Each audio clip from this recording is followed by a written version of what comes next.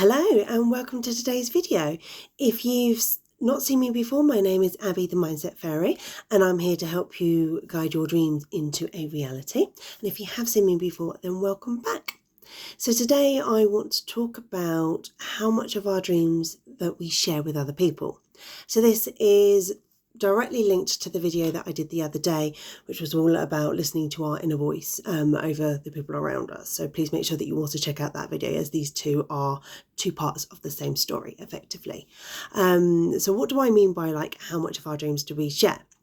So if you think about it, at the moment we live in such a digital era, don't we?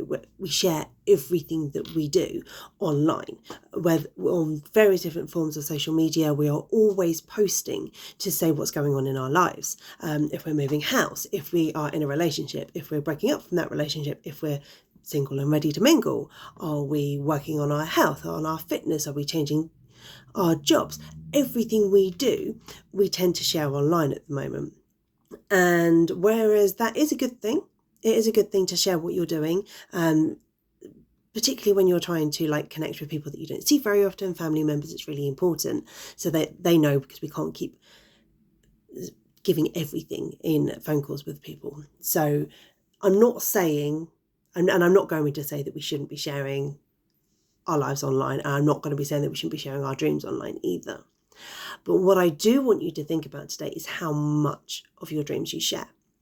And the reason for this is that the more detail you go into when you talk to people about what your dreams and your goals are, the more likely you are to receive criticism.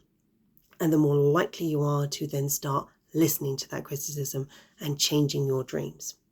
So to give an example, one of my dreams is to have a larger house.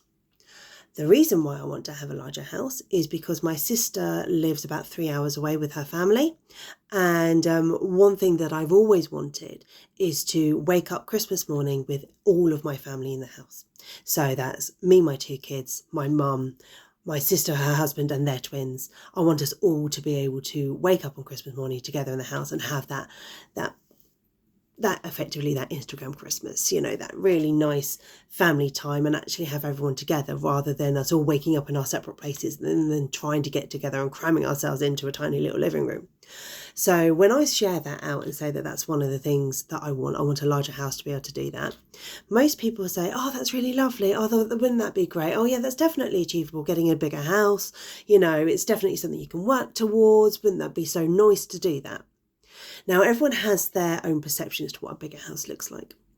So most people will think that's having an additional spare room, having a pull-out bed in your living room, blow-up beds on the floor, put all the kids in together and all cramming in and doing it.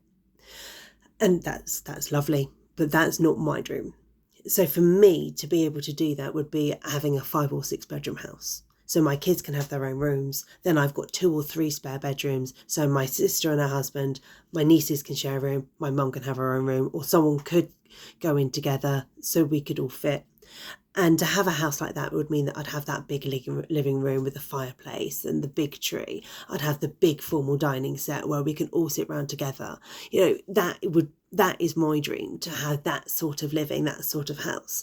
And then when people start to find out the specifics of that, they're just like, well, that's not achievable. How are you going to do that on your salary? How are you ever going to achieve that? You're a single mum. How are you going to achieve to do that? That's never going to happen. And you start receiving a lot more criticism. And when you're listening to the people around you because they're people that you love and that you care about, and because generally you will get a lot of criticism for your dreams, everyone's just like, well, you need to make that smaller. That's never going to happen. Surely if you just had one additional bedroom and a pull-out bed and some blow-up beds here and just crammed everyone in together, that would be fine. It's much more achievable. What's the point in shooting for something you're never going to achieve? And the same goes if you have your health and fitness goals. So if you say, this year I want to be fitter and healthier, everyone will be like, oh, no, that's really good. You need to be fitter. You need to be healthier. That's really great. But then if you say, that's because I want to be a bodybuilder, I got really inspired by gladiators and I want to be a contestant next year, people are just like, well, that's not going to happen. You're never going to get that fit. Look at you now. You're never going to do that. What's the point in starving yourself or going so hard on the protein to be able to build that amount of muscle? You're never going to live. And then you're never even going to achieve it anyway. So what's the point? And that's what happens when we start to share everything online. Because everyone around you, their views don't match up to your dreams. And this happened to me a little while ago. I had lunch with an old friend of mine, and she looked at where I was in my life now, going through a divorce, starting a new business, completely different to how my life looked the last time we met.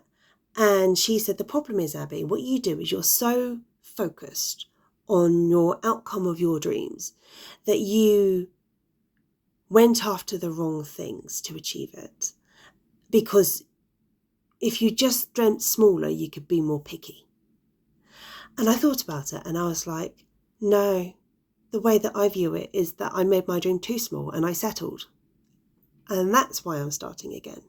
Because actually my dream, what I want to achieve, was so much bigger than what I settled for and so much bigger than what I had.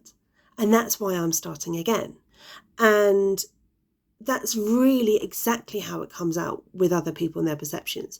People will think that you've overshot because they can't ever imagine achieving that. When reality is, you have actually pulled yourself back to meet the expectations of the people around you. So by sharing your goals and your dreams, you will get resistance. And if you want to share the specifics, that is absolutely fine, but you will get a lot of resistance for it.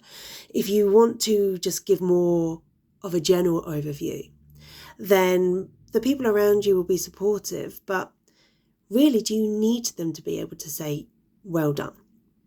Do you need people around you to go, well, yes, I can track every moment of your journey? Because there's so much value in quietly working towards your goals and just showing up in the embodiment of what you want to do and what you want to achieve. And people will look at it and go, well, I have no idea how you achieved that. And the reality is, it's because you were always able to achieve it, but you are not giving people the opportunity to criticize you. And I don't mean that in the way that you shouldn't say about your challenges. I'm a big advocate of us showing the world how difficult things are and showing the world that we're not all perfect, because I think people find inspiration by seeing the challenges and seeing how you overcome your obstacles and using that to help them overcome their own obstacles, which is why I do share quite a lot of my journey and a lot of what I'm aiming towards in these videos, because I do think it's important for people to see that it is possible. But there is a difference between oversharing and helping other people by providing inspiration. So I think really what you need to do is you need to sit down and think, if I share that information, am I going to get discouraged with people not doing it or people criticizing me? Or am I going to think, well, sod them, I'm doing it anyway? Because actually you're doing your journey for you and you have your dreams to create the life that you want. And it's got nothing to do with anyone else, whether or not they support you or don't support you. There will always be people that think, wow, I wish I could do what they do. And there will always be people who will go, is that your dream? Well, that's never going to happen. But if you find that within yourself and you work towards your goals despite of everyone else around you, then you can achieve anything. And you really can achieve that dream life. So that's my message for today. I hope it helps. And I will speak to you guys all soon. Bye.